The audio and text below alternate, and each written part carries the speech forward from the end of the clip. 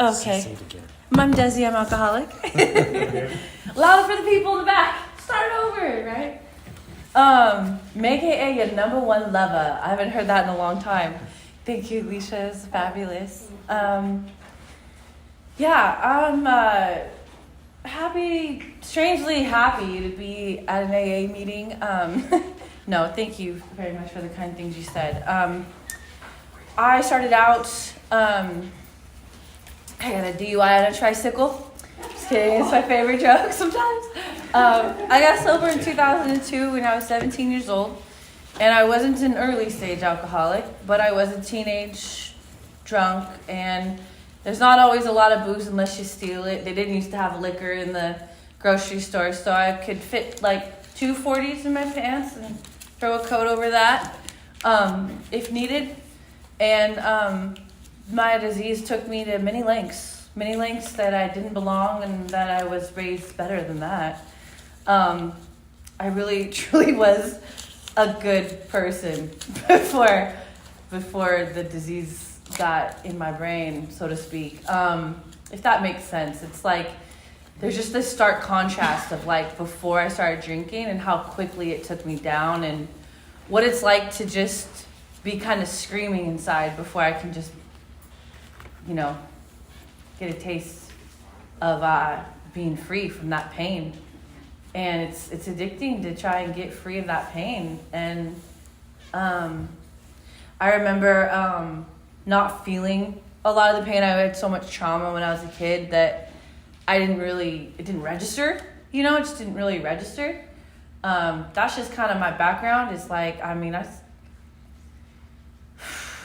my mom, not an alcoholic, but she could pick them. And I always kind of mention kind of the family aspect because I did come from a home that was ravaged by a raging alcoholic who would get drunk and beat the shit out of people and things and sober up and try to make it, try to be dad. And my mom tried a number of times to escape that, and she did. She could only take one of her 3 kids. And I think that this disease really messed up my family. So I qualify for Alatot or, I definitely needed a program before I ever got in the program probably. And I do, have other problems for other programs, and really fortunate to have double, triple, quadruple winners in the room. Because getting sober is like slamming the brakes on a fast moving vehicle and the back's just filled with like all these beer cans, and they just like, getting sober is like, whoa, son of a B, everything's real, SOBER, like sobriety. It was very boring for me to be sober, and it was very boring for a long time because, just all that type of excitement and terror and fear and none of that fazed me. It didn't faze me. Like I said, it really just didn't register. Like, I'm a fighter, like my mom. I was taught who I was and where I came from.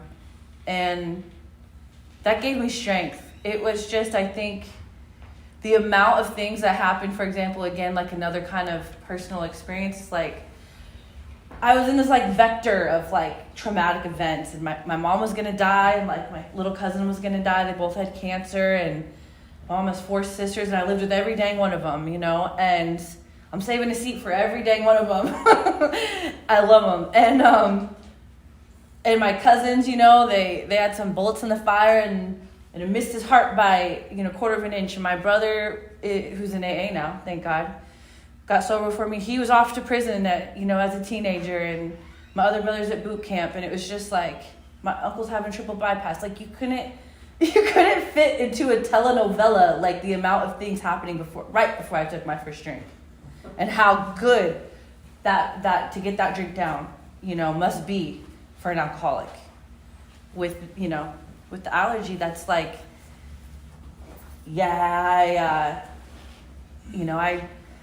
I called up a cute boy and I made a fool of myself and I'm embarrassed. But let's do that again, Like, I got so drunk that I like professed my love to an innocent stranger.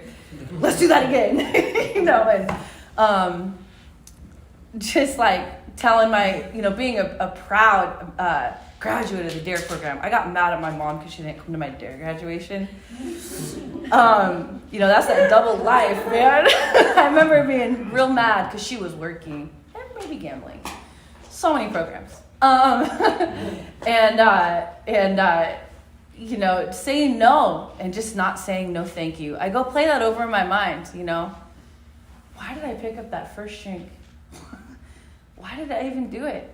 And I guess I'm one of those weirdos that's like, I guess I'm glad I did. I have a whole beautiful life now because of Alcoholics Anonymous. The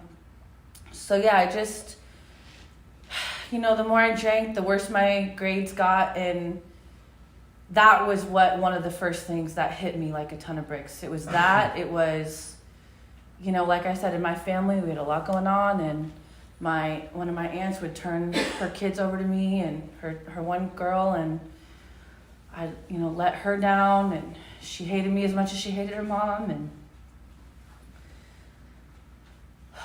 I started disappearing and going off with strangers, and that didn't scare me. That didn't scare me at all. The work in AA scares me. Success is scary as well because it's uncharted territory for an alcoholic. I came here with, some failed attempts at getting sober in other places, and I felt like I relapsed before I ever even made it in the doors because I really thought I could just smart my way through it. I thought I could, get an A on that test, and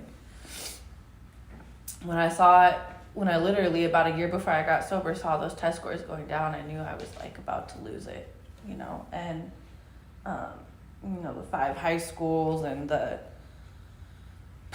getting kicked out of this school and can't, and the anger here and the rage, and can't follow these simple directions, just pee clean in the cup. just make the test come out clean. Just don't, drink, for the law. Can't do that. Slap on the wrist anyways, but it's like, I really came to you guys, like, really defeated by, like, King Alcohol. Like, there was no doubt in my mind when I got to AA that I was an alcoholic.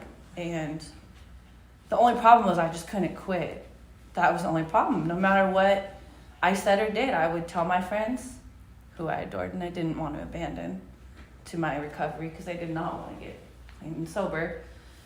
Tell them, I'm not gonna do it, I'm gonna stop. And then before I knew it, I was already doing it, and I was like, wait, what? Hey, they talk about in the big book, slam your fists on the bar. Like, how did I do it again, man?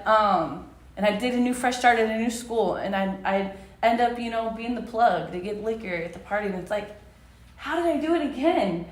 I promised my grandpa, and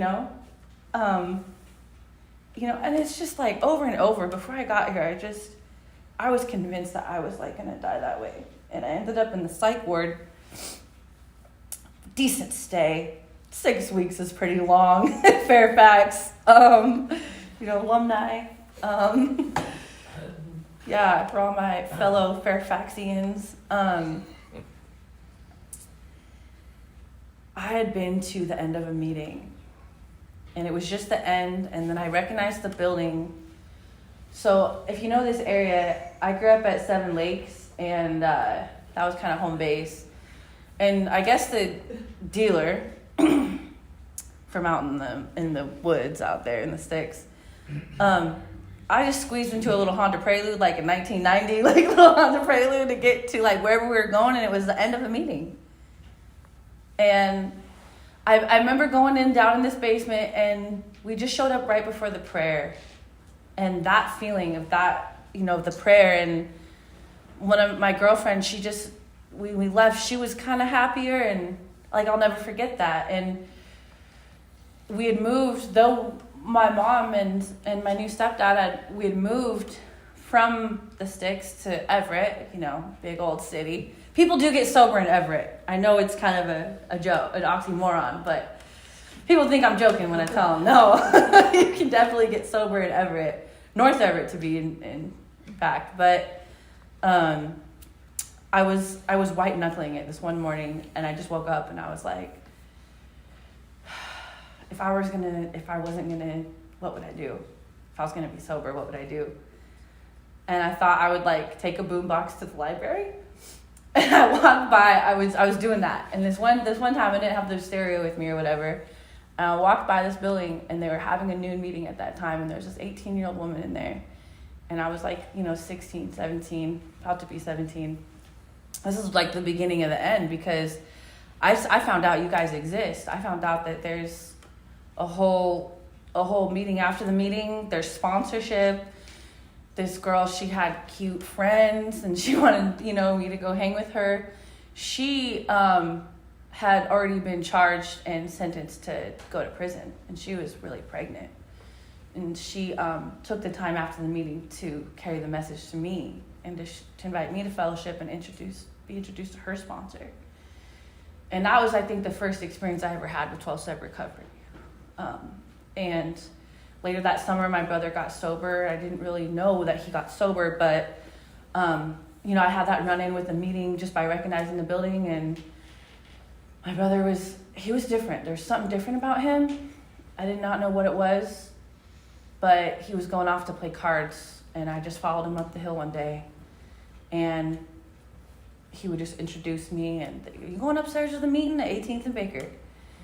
And they were having this meeting on faith, and there was this like just a few people and the sun shining in, and they have these really tall windows, and you smoked back in meetings back then, so like the smoke would be at the top of the room, and the sun's just beaming in, and they have like these really healthy looking plants in there. And I was just like, yeah, like this feels like home. Like, it's kind of dirty, kind of clean, kind of musty, kind of fresh. They call it AA.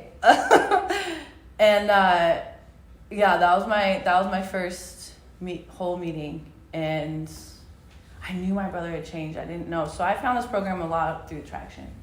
And it was just a couple months later I had my last drink, because I couldn't not take the alcohol from the freezer. I couldn't not. And that was a low, because I had gotten quite good at stealing from other people, but to steal from my own family was like, that's like a sin, But I couldn't not. I needed to sit. And it was that mental breakdown. I started to really just lose my mind. Like, what if I get sober? And I just ended up in this psych ward. So yeah, I'm grateful that I came back out and gave AA another shot. People would pick me up for meetings. They picked me up for softball. They made a cake for me on my birthday. They called me crazy, and they told me to get in service, get in the car. If you don't like this meeting, come to the business meeting. Tell us all about it. We would like to know. And it was just that kind of like can-do, kind of that attitude, that can-do, tough love kind of attitude. Stood up and showed for drill. If you can follow directions, we can help you. If you can't, then, keep coming back. These are suggestions. And that's something about that. It just gave me that, I could just breathe. It just gave me enough space. I was so angry. I read those stupid textbooks. I was so angry that bless you. I was just so angry that, I'd woken up, with other people's stuff, like, just all this stupid shit I did. I hated the world around me. I hated everything. And I couldn't believe that I was sitting in a meeting where they talked about it. And they talked about how horrible of people they were. Kind of did it for me a little bit, I was like, I couldn't say it. But I felt it. I knew I could shake my head. And there weren't a lot of other 17-year-old people there. But like I said, it was slightly boring, but really beneficial to be able to be a fly on the wall in Alcoholics Anonymous. I don't think anyone thought I'd get sober, but they said, get 30 days. Don't kill yourself in the first 5 years. You're killing a stranger. You don't even know yourself. You gotta get through every holiday, every weekend, get sober, give it a shot. And the rest is history. AA has always been there for me. I just talked to someone earlier about when I turned 18, I went to the mission. My first year, I slept a lot, and I was in mental health court. Mom was real protective over me, and that first year was interesting. And as soon as I turned 18, I left home and went to the mission and started out that journey. And it was a couple of years later, my mom had gotten sick. I'd heard she got sick, and so I had an apartment with this youth program, but I came home to stay with grandma for a little while, and shit went crazy, so I called AA. I was vacuuming with headphones on, and my grandma started chasing me with a frying pan. So that's probably not the whole story, but that's what I remember, 2 years sober. Don't vacuum with headphones on, you're going to wreck the vacuum, I don't know. And I called AA, and they go, oh, we know just the person, she lives right out there, she's going to pick you up. That's all it took. 425-252-2525, Snohomish County AA. And Monica freaking N. Here come this woman in a big old car, and it wasn't long before I was listening to a committee. She was taking me to all this service, this Third Legacy stuff. It wasn't long before I was going to district. It wasn't long before I moved in with some AA lady, started working the steps a little bit. It wasn't long before AA it's always been there for me. It's always been a cup of coffee and some crazy alcoholic, and can't go wrong. Getting sober that long, it was good. Okay, let me just, getting sober that young, and I think for anybody in all these different situations, maybe you're real older, real younger, maybe real well off, maybe less well off. There's all these things to surmount in sobriety, and I got lonely. I got so lonely, and I was so confused why things weren't going well.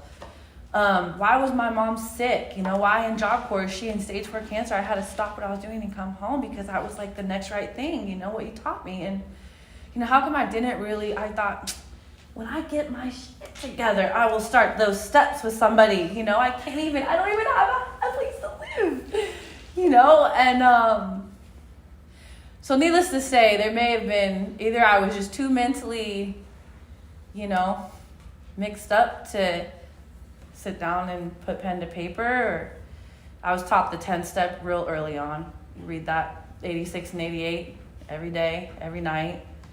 I was doing some sort of recovery program, but life just did not cut me a break. I thought in 5 years I'd put myself through school. I'd be a construction worker as long as I had to be just to get through school, and I just had all these plans and designs, and my higher power was like, that's funny, My higher power thought that was funny, because it just got worse. And then, like I said, the loneliness kicked in, and I didn't see other young people, and I finally realized that. And that hurt. And I wondered if I was just in the wrong place, and am I just on the wrong path? Kind of like how I felt at the end of my drinking. And things got worse, and I got a couple cool opportunities. Went to AA in the Midwest, and the schedules were for sale. They weren't for free. They were locked up in a cabinet. I just felt like this ain't right. But those old timers had my back, and able to find work. And so I got to see what AA was like, when instead of a symbol, they have an old time percolator outside, and how they did it, over there. And they had these two halls. They had Winners and Alive Again. And I was like, yeah, I always heard about the Winners, and being sober made me feel like I was alive again. So I still felt like home, but, I actually got a real break, got hired back home at a high school. My dream job that I wanted when I was, getting sober, I wanted to be a youth worker, but there's no money in that. So I always put that dream off. And then around 6 years sober, I got this 8-year coin, and I wondered what would life be like at 8 years. And at 8 years, I got that high school job, and I was like, wow, things really turned around. And I hadn't even worked the steps yet.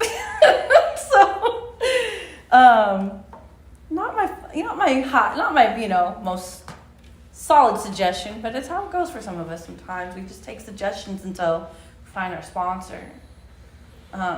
So yeah, recovery isn't always just an upward trajectory. It's definitely a bob, in the water. And I love AA because it's got so many principles. And I remember sitting in those halls in Cedro Woolley, and they had this sign on the wall that was like, "Set it up and they will come." And I think I took that with me when I left Cedro Woolley, this little, tiny town up. I was at Job Corps up there, and I worked at that high school up there, and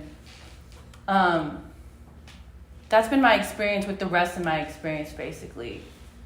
Set it up and they will come. Like Ashi mentioned, like, there's been some, newer things around here in the last 10 years. I didn't know anyone with 10 years sobriety at a young age until I was 10 years sober. And then I went to my first Young People AA conference, and it's been happening for over 60 years, and I hadn't even been to one, And this year is the 7th annual Washington State Conference of Young People in AA. And I think currently there's, separate from the conference structure, currently there's, I think,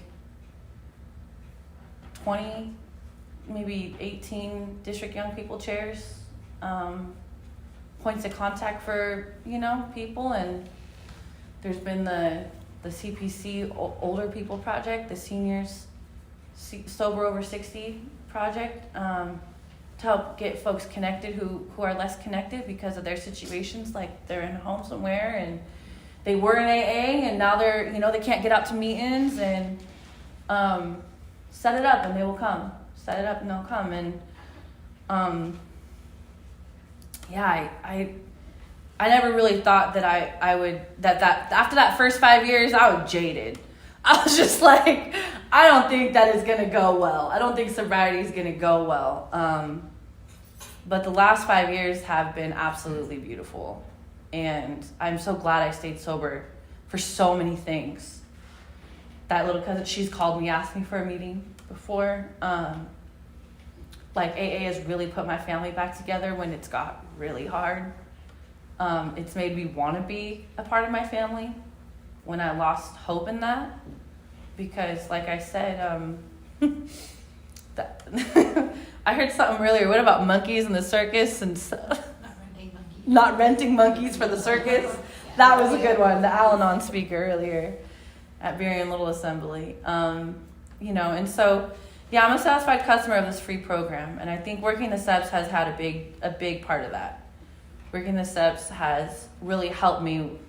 The longer I stayed sober, it's gotten harder. Like, it hasn't gotten easier in every regard, because it's just like, however much that seems normal, there's just more to grow. Like they said, GOD is like grow or die, and group of drunks, and great outdoors, and good orderly direction. And it's like, dude, wow, the stress of staying sober and just not having a solution. And the steps have become, my sponsor has become someone to really interpret that for me and help me understand that I can maybe do some adulting in some areas.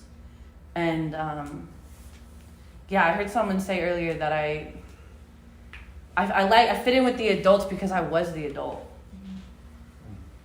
And it's like alcohol, I'm acting the adult, acting the big shot. And I think that I need some help with the I am responsible. That's the hard part. And marrying, this just wild child alcoholism. I gotta have fun. I gotta have cool stuff. Live fast, die young. YOLO. Marrying that with I am responsible. And I want to see this last. All this work that I put in to all this service. I can't do it forever. There needs to be an opportunity for someone else, and handing that off. And that's the whole point of AA, is handing that off. And I'd get all these sponsors, they say, are you willing to go to any lengths? Are you willing to pass this on to someone? And I'd always say yeah, but I finally, after staying sober, got to experience what that means. So I really appreciate showing up for your recovery, hearing me out, and giving me the opportunity to work my program. And one of my favorite things I heard about the old timers, about the founders, is like they go to hospital beds and they'd say like, can we tell you our stories so we can stay sober? And it just took a lot of pressure off these goons over here. Took a lot of pressure off, the new guy, like, hey, like, we don't want anything. We just. And so I just want to thank you, for better or worse, thank you for letting me tell my story so I can stay sober.